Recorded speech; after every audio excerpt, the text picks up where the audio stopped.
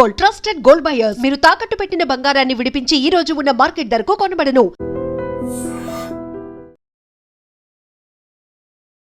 రైతు భరోసా గతంలో రైతు బంధు ఉండే, ఇప్పుడు రైతు భరోసా కాంగ్రెస్ సర్కార్ వచ్చిన తర్వాత పేరు మార్చింది. అట్లాగే మేము పైసలు కూడా పెంచి ఇవ్వబోతున్నాం అన్నటువంటి మాట ఎలక్షన్స్ అప్పుడు చెప్పింది. తర్వాత లేదు మా వల్ల ఇంత అయితలేదు, మేము గింతనే ఇస్తామని చెప్పి 15,000 ఇస్తాము సంవత్సరానికి అనేటువంటి మాటని కొద్దిగా మార్చి 12,000 ఇవ్వగలుగుతాము సంవత్సరానికి అనేటువంటిది ఒప్పుకున్నటువంటి పరిస్థితి ప్రభుత్వం.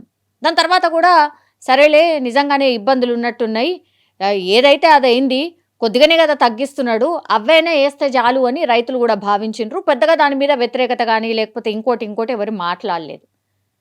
మరి ఇప్పుడు కాంగ్రెస్ సర్కార్ వచ్చిన తర్వాత నుంచి 3 సార్లు పడాల్సింది యాక్చువల్లీ, కానీ 2 సార్లు పడ్డాయి. ఒకసారి అసలు రాను కూడా రాలే. ఎందుకు అనంటే అసలు రైతు భరోసా అన్నది రాళ్లకు రప్పలకు ఇచ్చిండ్రు, గతంలో రోడ్లకు కూడా ఇచ్చిండ్రు, సంబంధం లేని వాటికి కూడా ఇచ్చిండ్రు, పెద్ద పెద్ద వాళ్ళకి 100 ఎకరాలు ఉన్నోళ్ళకు ఇచ్చిండ్రు, రాజకీయ నాయకులు అసలుకి ఏం అవసరము వాళ్ళకు కూడా ఇచ్చిండ్రు, ఇట్లా రకరకాలుగా చెప్పిండ్రు. దానికి సంబంధించి పూర్తిగా ఒక లిస్ట్ తెప్పించుకున్నారు, ప్రక్షాళన చేసిండ్రు. ఇప్పుడు రైతు భరోసా నిధులు మున్సిపల్ ఎన్నికల తర్వాత మేము ఇవ్వబోతున్నామని రైతు మంత్రి ఎవరు, తుమ్మల నాగేశ్వరరావు అనుకోండి, తర్వాత మొన్న సీఎం రేవంత్ రెడ్డి కూడా సభలో చెప్పిండు అఫీషియల్గా, మున్సిపల్ ఎన్నికలు కాగానే మీకు రైతు భరోసాకి సంబంధించిన నిధులు మేము ఇవ్వబోతున్నాం. సో ముఖ్యమంత్రి కదా ఏకంగా చెప్పింది. దీంతో రైతులు కూడా ఫిక్స్ అయిపోయినారు, మున్సిపల్ ఎన్నికలు కాగానే ఇక రైతు భరోసాకు సంబంధించిన నిధులు మా అకౌంట్లోకి పడతాయని ఫిక్స్ అయిపోయినారు.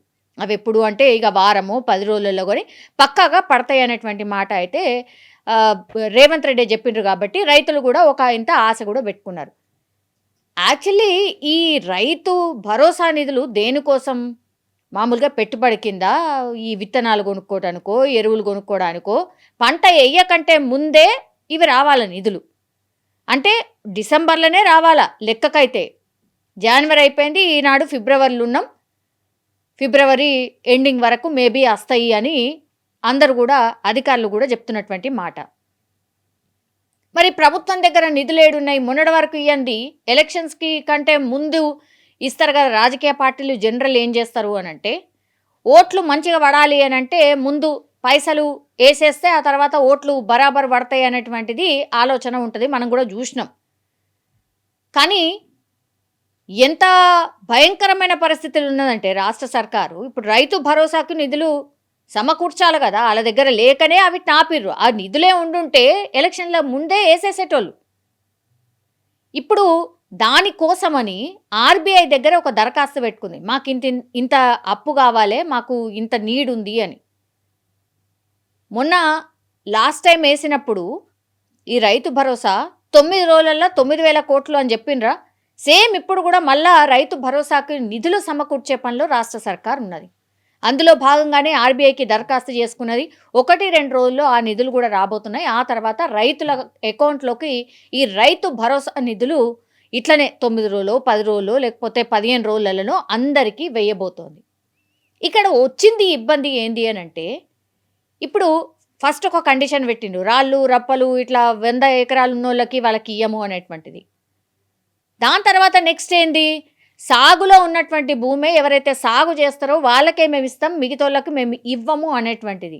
అది కూడా ఓకే. నిజం చెప్పాలంటే సాగు చేసే భూమికే ఇవ్వాలి, సాగు చేయనటువంటి భూములకి ఎందుకు?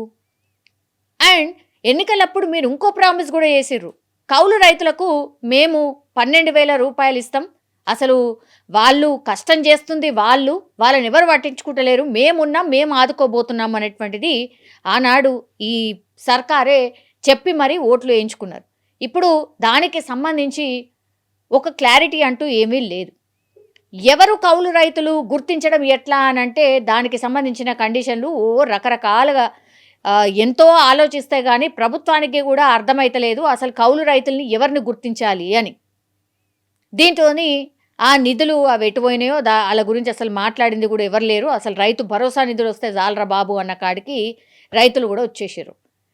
ఇప్పుడు లాస్ట్కి వస్తే 9,000 రూపాయలు ఇప్పుడు ఎక్కడో బ్యాంక్ దగ్గరికి వెళ్ళి అప్పు తెచ్చుకొని ఆ తర్వాత రైతులకైతే ఇవ్వాలి. 5 ఎకరాలకే ఇవ్వబోతున్నారు. అది కొంతవరకు స్పష్టత వచ్చేసింది. 1,58,00,000 మంది రైతులకి లాస్ట్ టైం నేను ఇంతకుముందు చెప్పినట్టుగా 9,00,000 కోట్ల రూపాయలు ఎవరికైతే వేసిండ్రో అప్పుడు 1,58,00,000కు సంబంధించిన రైతులకు అంటే ఈ రైతు భరోసాకు సంబంధించిన నిధులు వేశాము అని. ఇప్పుడు వాటిని కూడా తగ్గించే అవకాశం కనిపిస్తుంది. ఎందుకు అన్నప్పుడు అందులో కూడా ఇంకా సాగు చేయనటువంటి భూములు ఉన్నాయి కాబట్టి ఇంకా కూడా కుదింపు ఉండబోతోంది. ఇంకా 20 నుంచి 25 ఎకరాలకు 25 లక్షల ఎకరాలకు సంబంధించిన భూములు కూడా కట్ కాబోతున్నాయి. అసలు సాగే చేస్తలేరు. శాటిలైట్ పిక్చర్స్లో సాగు భూమి కానే కాదు. సో అది కూడా డిడక్ట్ కాబోతోంది. ఇప్పుడు 1,25 నుంచి 30 లక్షల ఎకరాలకు సంబంధించిన భూములకు మాత్రమే ఇప్పుడు రైతు భరోసా నిధులు అందబోతున్నాయి అనేటువంటిది ఒక సంకేతం అయితే అందుతోంది. సో రాష్ట్ర సర్కార్ ఏం చేస్తుంది అనంటే చాలా స్ట్రిక్ట్గా ఎవరైతే రైతులు భూమిలో పంట వేయట్లేదో వాటిని ఏదో ప్లాట్ల కిందనో ఇంకో కిందనో చూపెట్టి రైతు భరోసా నిధులు పొందుతున్నారో వాళ్ళందరినీ కూడా చాలా స్ట్రిక్ట్గా ఏరివేత కార్యక్రమం జరుగుతోంది. శాటిలైట్ పిక్చర్సే కాదు, గ్రౌండ్ లెవెల్లో కూడా చాలా మంది దగ్గర నుంచి ఇన్ఫర్మేషన్ తీసుకుంటుంది. అఫీషియల్లే కాదు, అన్అఫీషియల్లో కూడా అక్కడ గ్రామాల్లో ఉన్నటువంటి వాళ్ళు కావచ్చు, లేదంటే కాంగ్రెస్కి సంబంధించిన వాళ్ళు ఎవరైనా సరే వాళ్ళ దగ్గర నుంచి కూడా కొంత ఇన్ఫర్మేషన్ తెప్పించుకుంటుంది అనేది ఒక సోర్స్. సో అన్ని క్రాస్ చెక్ చేసుకున్న తర్వాతనే రైతు భరోసా నిధులు ఎంత కష్టపడి తెచ్చి ఏడికెళ్ళో అప్పు పుట్టించుకొచ్చి తెచ్చి మరి ఇస్తున్నాం కాబట్టి ఒక్క పైసా కూడా వేస్ట్ కాకుండా ఎవరైతే నిజమైన రైతులు ఉన్నారో, ఎవరైతే రైతులు సాగు చేస్తున్నారో వాళ్ళకే ఇవ్వాలి అనేటువంటి ఉద్దేశంతో ఇవన్నీ చేస్తున్నామని రాష్ట్ర సర్కార్ అయితే చెప్తోంది. సరే, ఓపిక రైతులు కూడా చాలా ఓపికగా వెయిట్ చేస్తున్నారు. కష్టాల్లో ఉంది సర్కార్ అని అర్థం చేసుకున్నారు.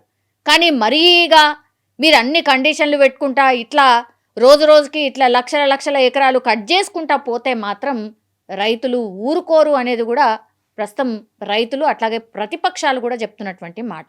ఆల్రెడీ 15,000 మీరు ఇస్తా అని ఒప్పుకున్నారు సంవత్సరానికి, దాన్ని 12,000 చేసిర్రు. అయినా ఓర్చుకున్నారు రైతులు. సరే, శాటిలైట్ పిక్చర్స్ ద్వారా మీరు ఎవరైతే సాగు చేస్తారో వాళ్ళకే ఇస్తామన్నారు, దానికి కూడా ఒప్పుకున్నారు. ఇప్పుడు మళ్ళా ఇంకా దాంట్లో కూడా కొర్రీలు పెట్టి అందులో కూడా మోసం చేస్తున్నారు, అందులో కూడా ఇంకా ప్లాట్లకు ఇస్తున్నారు అనేటువంటిది ఇంకా కూడా తీసుకొచ్చి ఇంకా కూడా కట్ చేసే కార్యక్రమం చేస్తున్నారు. ఇప్పుడు ఏడదాకా వచ్చింది అని అంటే అసలు మీరు ఇస్తారా లేదా అన్న కాడికి వచ్చే వరకు తీసుకురావద్దు అనేది కూడా చాలామంది మాట్లాడుతున్నటువంటి మాట. ఆల్రెడీ సీఎంఏ చెప్పిండు కదా ఒక మాట, నేను మున్సిపల్ ఎన్నికల తర్వాత వెయ్యబోతున్నా, దీనికి మాత్రం ఎట్లాంటి కొర్రీలు పెట్టకుండా ఇక ఎన్నికలు అయిపోయినాయి, తర్వాత మళ్ళా ఎంపీటీసీ జెడ్పీటీసీ రాబోతోంది, ఆ జెడ్పీటీసీ ఎంపీటీసీ ఎన్నికల కోసమే ఇది ఆపిండు, ఆ తర్వాతనే ఇవ్వబోతుండు, ఎంపీటీసీ జెడ్పీటీసీ ఎన్నికలు అప్పుడే ఇస్తాడు, ఇట్లాంటి మాటలు కూడా మాట్లాడుతున్నారు. ఇది చాలా నెగటివ్ అవుతుంది ప్రభుత్వం మీద.